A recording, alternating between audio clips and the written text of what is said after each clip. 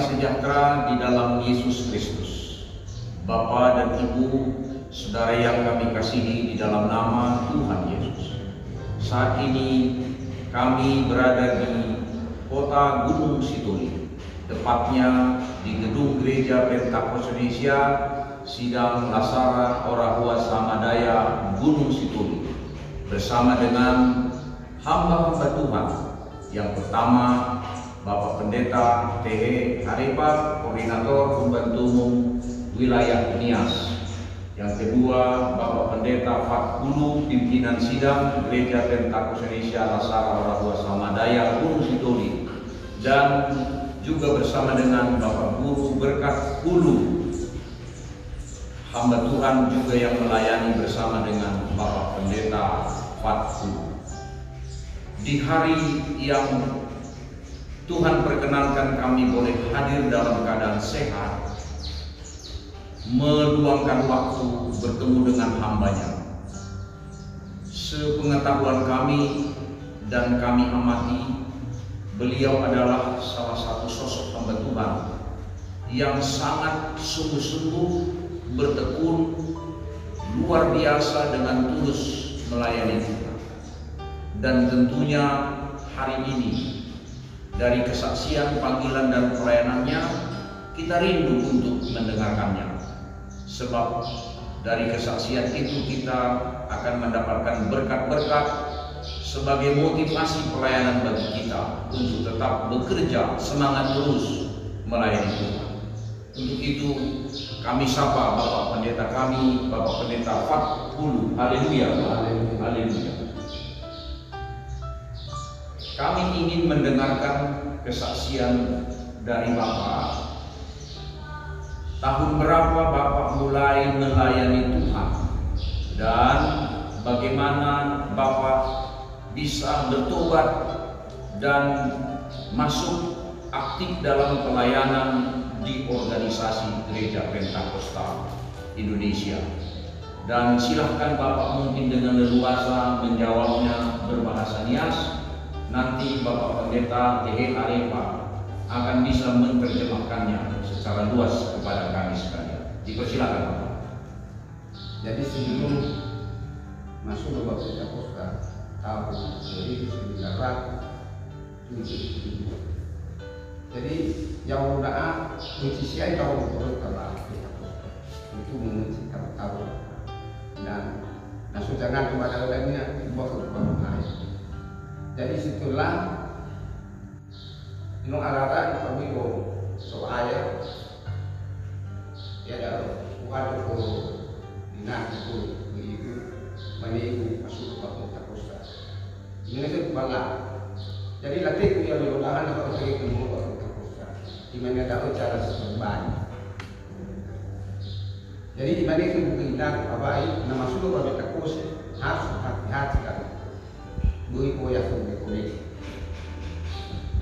Jadi setelah dalam masuk ke Bapak Pentakosta tahun 1950 terus masuk ke Obiran Amin lena sama baptis tahun umum Bapak yang kepala.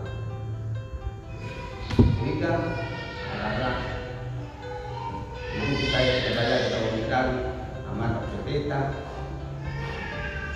sakua Bapak Pendeta amaran supaya kita Baik Bapak Ibu, saya akan menerjemahkan apa yang sudah disampaikan oleh Bapak Pendeta Fatkulu dalam kesaksian hidupnya sebelum tahun 1992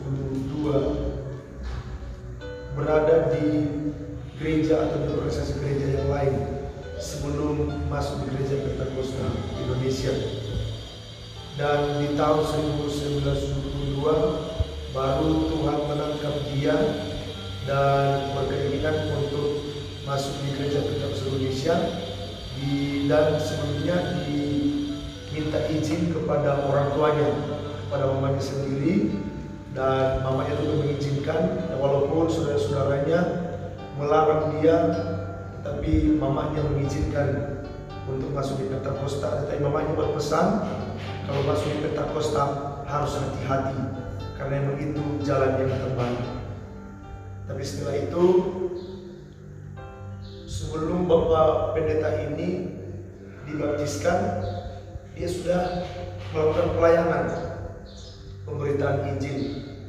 Tetapi tidak lama kemudian baru dia dibaptiskan oleh Bapak Pendeta F. Harefa sebagai pimpinan Gereja Pentakosta Indonesia pada saat ini. Baik, tentu Bapak Pendeta tak dulu setelah sekian lama melayani Tuhan, ada kesan yang sangat menakjubkan Bapak, yang sangat dirasakan bagaimana Tuhan memberkati, mengurapi. Apakah dari sekian banyak kesan-kesan pelayanan, kesan pelayanan yang manakah yang paling momentum bagi Bapak, yang paling memfondasikan semangat Bapak sampai hari ini terus semangat melayani Tuhan? Di mana itu, kapan itu, dan apa kesan? Silakan. Noai pembayar kita obligaani, terus dibabayar ke bulan padahal mana PA bisa menunggu selama 2 paket atau. Jadi dia berhenti dahulu berlagak. Nah, kemudian dia berimahimu. Sampai itu 2 paket atau ada berkibar atau bapak bisa menunggu. Sehingga kita tetap punya bagi kita dalam 5 asiwa kakak. Mesti kerja jadi padahal film ke hati itu mana lo balani gua pernah ada ame memati nak usaha minggu langsung pengadil dalam baru untuk petang. Padahal itu tahu ke situ jauh bagi orang ada tahu ke situ bahu mati tidak berkait sama alam tidak mati. No saya ni hanya Kroasia bisa baburohit babangan bahwa no mati. Ini no lagi dah tahu kalau mati ani ada tahu ini itu jauh dari orang. Setelah buat babangan jadi mulai pada saya tahu bagi dua sehingga ke ni hafif gelar. Lalu gua muncul di ruangan. Jadi sehingga itu bukan gereja, tengah ada bukan gereja sisa bahiniku, ya. Bukan padahal bukan situbang lut, bukan yang ada amin. Padahal termasuk dalam modal saya, padahal tak tahu termasuk saya tahu lah, tahu menjadi pendeta. Pertama kali kita tahu. Sungguh luar biasa kesaksian dalam pelayanan yang dilakukan oleh Bapak Pendeta ini. Setelah beliau dibaptiskan, maka dia terus melakukan pelayanan selama 2,5 tahun. Tak pernah berhenti untuk melakukan pelayanan di tiap-tiap rumah dengan istilah door to door. Setiap malam, setiap hari melakukan pelayanan, sehingga dalam 2,5 tahun beliau bisa menggembalakan sebanyak 59 kepala rumah tangga. Dan pada saat itu di beberapa tempat mengalami pelayan-pelayan mujizat. Yang pertama di Hili Warna ada seorang perempuan yang meninggal dan setelah didoakan oleh Bapak ini maka bisa hidup kembali. Dan yang kedua di apa namanya itu? Di Home, ya. Di tempat yang kedua adalah di Home juga ada orang yang meninggal dan sudah dinyatakan oleh keluarga bahwa saudara kita tersebut sudah meninggal, tetapi setelah didoakan oleh Bapak Pendeta kita ini maka bisa hidup kembali. Dan beberapa tempat didirikan tempat-tempat pelayanan baik itu di Lotu dan juga di Hilibogo dan juga di Hoya, dan pada akhirnya Bapak ini diangkat jadi pendeta dan ditempatkan pertama kali di Gereja Pentakosta Indonesia yang ada di Hilibowo, Kecamatan Gomo pada saat itu. Oke, terima kasih. Cukup menakjubkan dari kesaksian pelayanan Bapak, dan tentunya kami boleh merasakan bagaimana Bapak selalu bersemangat melayani Tuhan sampai hari ini. Sampai di kota Gunung Situ, tentu ada cerita tersendiri Pak.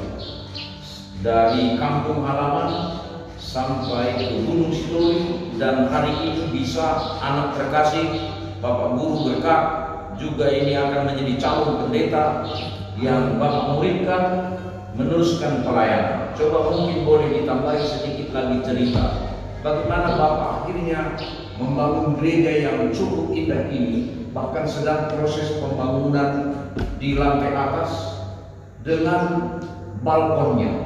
Artinya gereja ini nanti menjadi 3 lantai.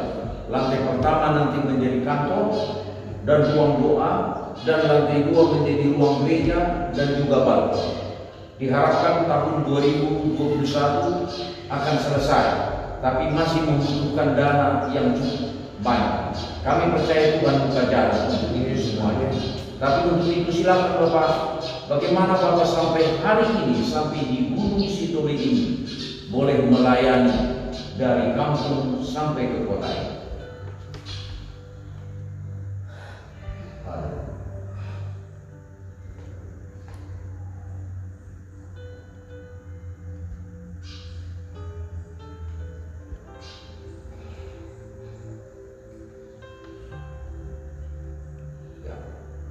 Saudara sekalian, tentu sebagai hamba Tuhan banyak diingat beliau kesan-kesan pelayanan, tapi kita sangat bangga beliau luar biasa dipakai Tuhan. Mari kami persilakan.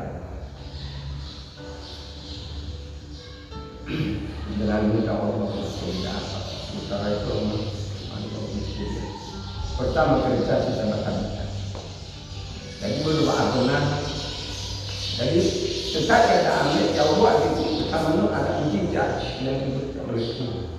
Jadi lupakan bagaimana cerita membukai gereja sisa mereka tengah semangat yang tidak dapat beli dan ada ayam mana ada nak tahu bukai sisa gereja. Jadi orang membukai gereja akan itu.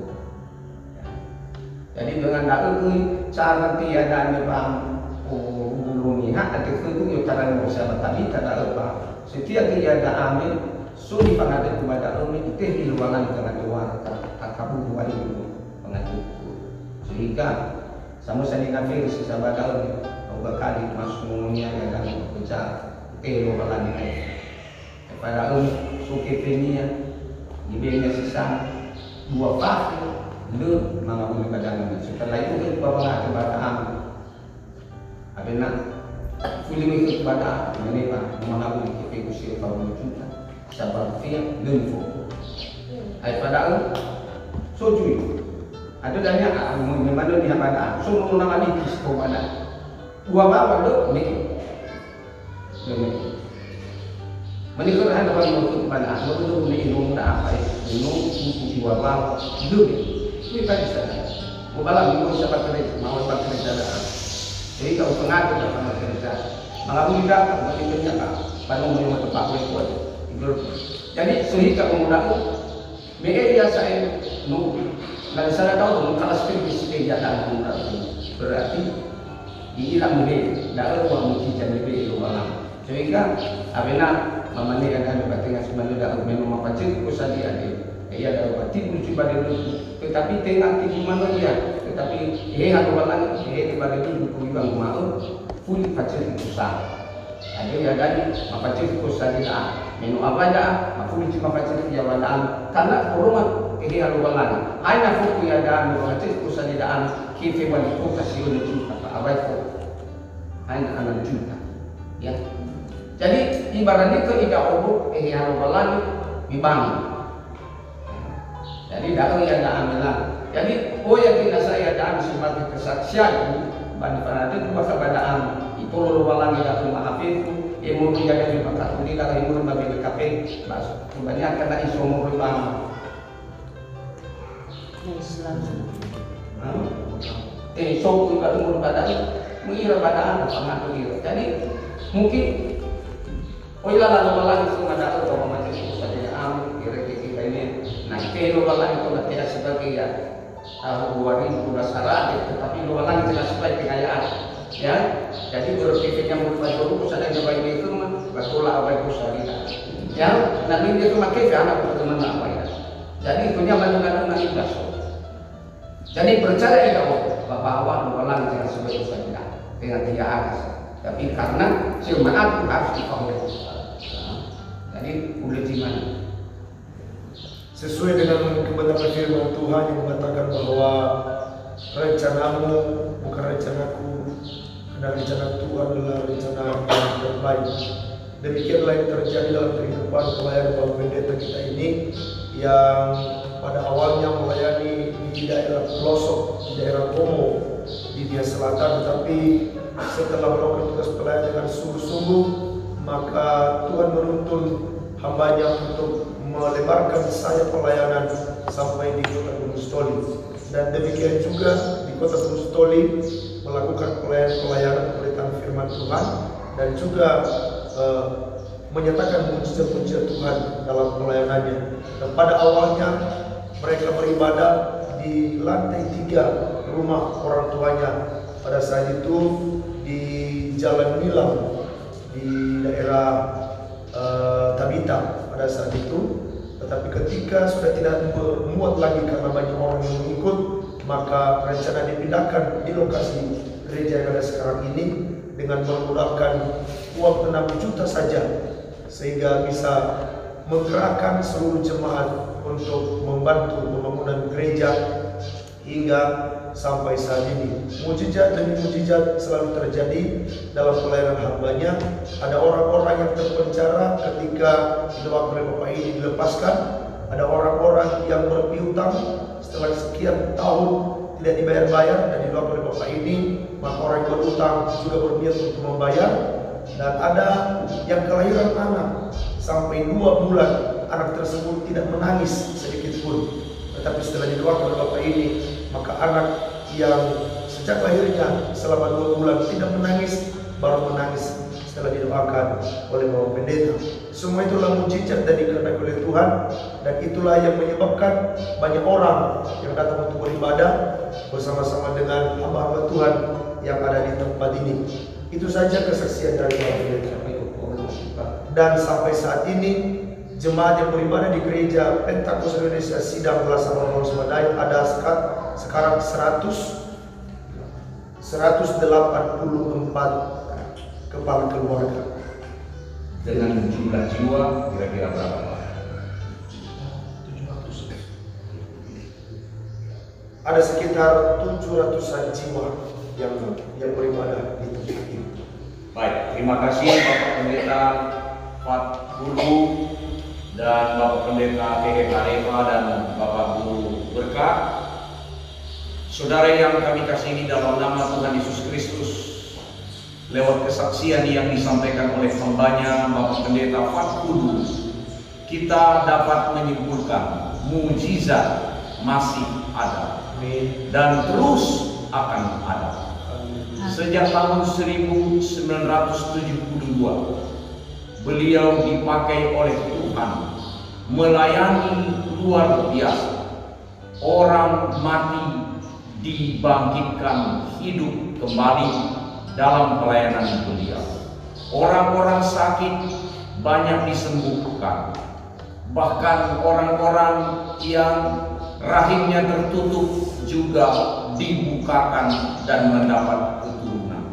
Orang-orang yang susah dalam belenggu persoalan, mereka semuanya juga mendapat jalan keluar.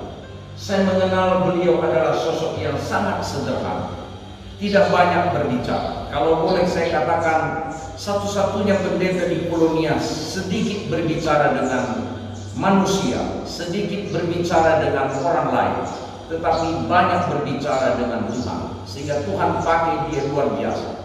Dia berbicara dengan orang hanya karena menyampaikan firman Tuhan, tidak tahu banyak berbahasa-basi. Terpujilah Tuhan, lewat berdirinya gereja Pentakosta Indonesia tahun 1942 oleh Pendeta Evangelis R. Siburia, dan sejak berdirinya gereja itu beliau menginjil ke seluruh pelosok tanah air kita, bertemu dengan Bapak Pendeta F. Reva dan opung kandung daripada Bapak Pendeta T.H. Reva ini. dan sekarang menjadi koordinator. Dan sekarang juga gereja kita di Pulau Nias ini sudah ada di 2 wilayah.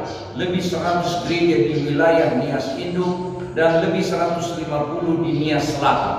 Luar biasa penginjilan itu dipakai oleh Tuhan. Saat ini di dalam negeri dan di luar negeri gereja Pentakosta Indonesia sudah lebih 1.200 yang dipimpin oleh Bapak Pendeta Dr.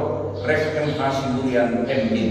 Kiranya mari segenap hamba-hamba Tuhan, temanku, teman sekerja Allah, kita teruskan memberitakan Injil. Mari kita teruskan berdoa dan berpuasa, dan kita meminta pertolongan dari Tuhan dan pengurapannya. Kita rindu kita dipakai oleh Tuhan luar biasa, seperti Bapak Pendeta ini. Dan kita doakan pembangunan gerejanya, lantai 1, lantai 2, lantai 3 balkon, yang telah menelan biaya miliar rupiah. Mereka butuh doa dari kita, dan dalam pertolongan Tuhan kita yakin gereja itu akan selesai dan segera akan diresmikan juga oleh pimpinan gereja ini. Terpujilah nama Tuhan.